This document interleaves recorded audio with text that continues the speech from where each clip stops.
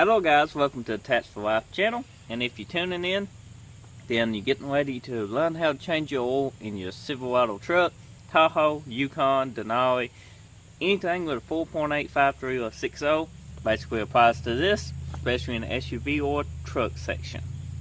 So, stay tuned, let's get started. Okay, two ways you can do this. Now, if you get ready to change your oil, you can let your truck cool down so it won't be so hot on you, because you do got a risk of burning yourself if your engine has been run and it's up to operating temperature. I prefer changing my oil at operating temperature. I let my truck warm up, so if any sludge or a bit of anything in there, it will help loosen it up, and it will be at the bottom of the pan and it will be draining. Now you don't want it to cool down completely. You can let it set so some of the oil does drain, but that's the way I prefer doing it, changing it at operating temperature. You can change it cold, just like let your truck set overnight, come out first thing in the morning, drain your oil, but usually the oil is thicker when it's colder, you know, from when it's warm. So I change it when it's warm. Either way works. As long as the oil comes out of the oil pan, you're fine. So let's get started. Okay, once you get your pan, we are just using a basic plastic pan to catch this oil. The drain plug is 15mm. Make sure you got the ratchet unloosened. Now, next, you can wear gloves for this, or you can just do it bare hands. Sometimes guys don't like latex, so we just go without. Anyhow, don't need the added protection. Once you get it, your oil will start spilling out just like this. Now you will want to let it drain to it completely, just about positively comes to a stop. That's the best way if you got the time. And while we're letting it drain, we can go ahead and take off his oil filter right here, which I got one hand. They got a special wrench you can use, oil filter wrench, and all that stuff, which I'm going to try to explain how to do that because I can't do it with one hand. I'm going to have to use both hands. So, let's get started. Usually use one of these belt wrenches on this truck because they are a great little product. All they are, as you can see, just a rubber belt, two little grooves, and it tightens up the tighter you pull over to it, and usually they work out great. So let's take this on off. All you do is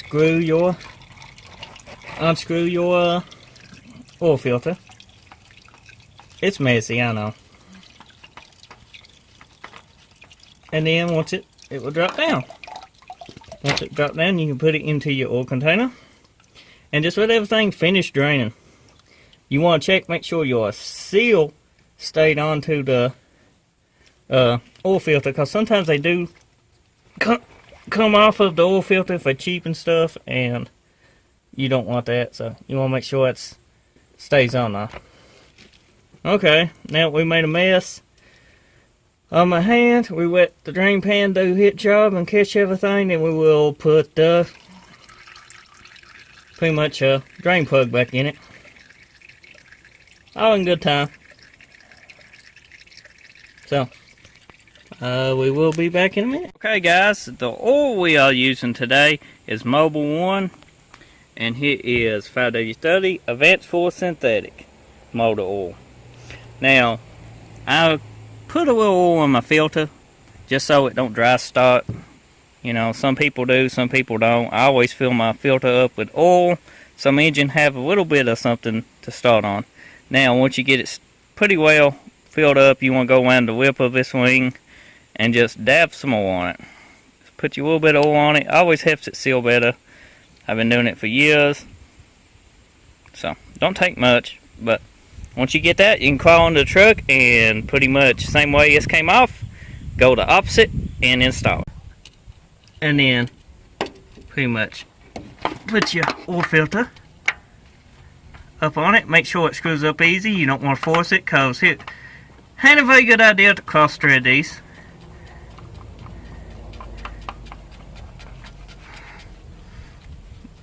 Now once you get snug, you can take your little wrench, and the same way you did before, you can actually do it the opposite way. Let me see if I can tighten this up one-handed. I don't know if I can or not. I will try them.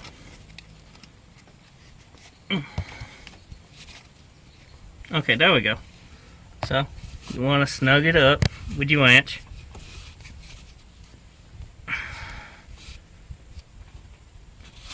Yeah, I'm gonna need both hands. Let me put this down. Okay guys, next step is putting in your drain plug.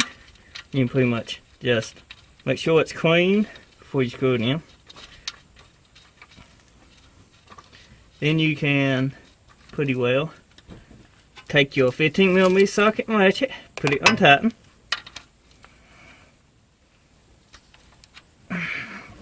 That needs screwed in a little bit more. And then tighten it up. And these just snug up now. They don't have to get super tight because you don't want to strip them. And that should be good. Now we move up to the top part of the car. Step, come over here to your engine. It will tell you the weight of the oil to use, and it will say engine oil and see owner's manual. Just twist it to loosen, and then it'll pull straight up. So you can see you got to twist it. I done had this in loose. Next, you will want to get you a funnel. Or if you're extremely good at pulling and hitting the hole, then you won't need a funnel. I recommend a funnel. Okay, once you get your funnel in, you can take your oil and pour it down in this little hole. This 5.3 holds 6 quarts. So be sure to get 6 quarts. 5 quarts won't do you. So let me go ahead and fill this up, and then I will finish the video.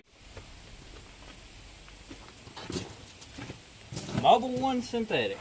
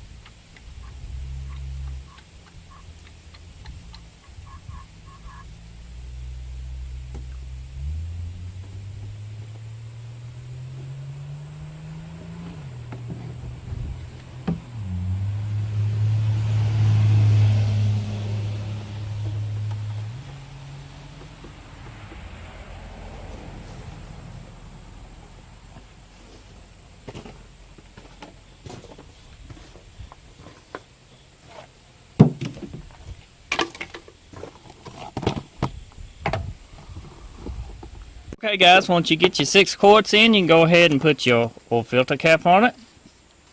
Twist it, make sure it quits twisting and it's locked in, and it should look just like this. Next, you can go ahead and start your truck.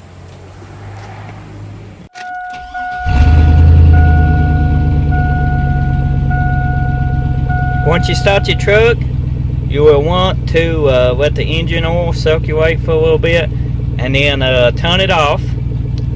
And then check your oil level, and I will show you how to do it here in a minute. And then we will be setting that change, what's that, engine oil light. It'll be simple to fix that though, so don't worry, we will get on that.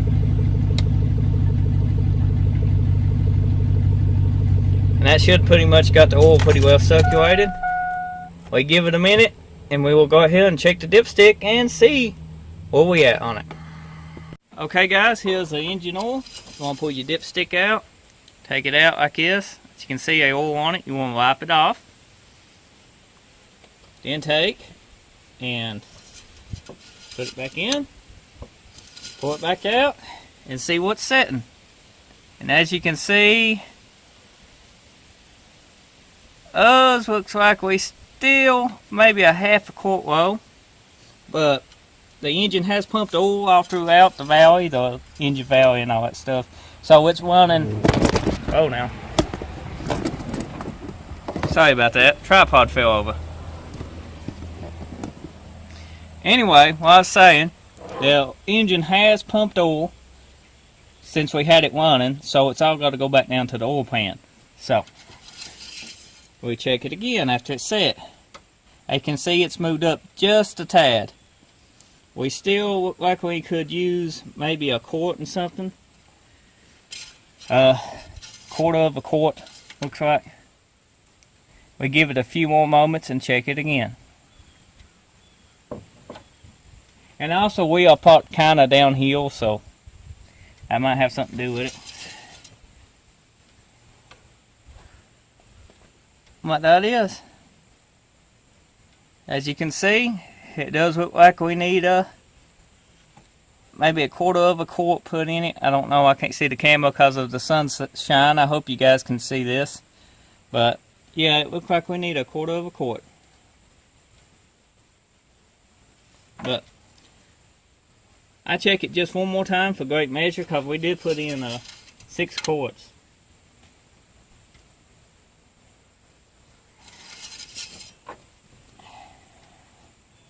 Okay, it's went up more, as you can see on this. I don't know if you can.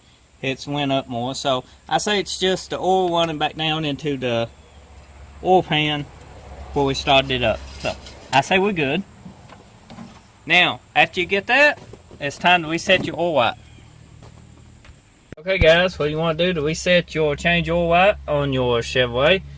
Let me straighten my steering wheel up. There we go. As you can see, we got to change in the engine oil wipe. So we are going to reset that today because we just got done changing oil. Okay, what you want to do, turn your key on the on position.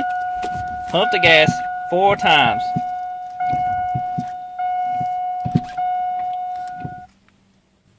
To wide open throttle. And it should flash.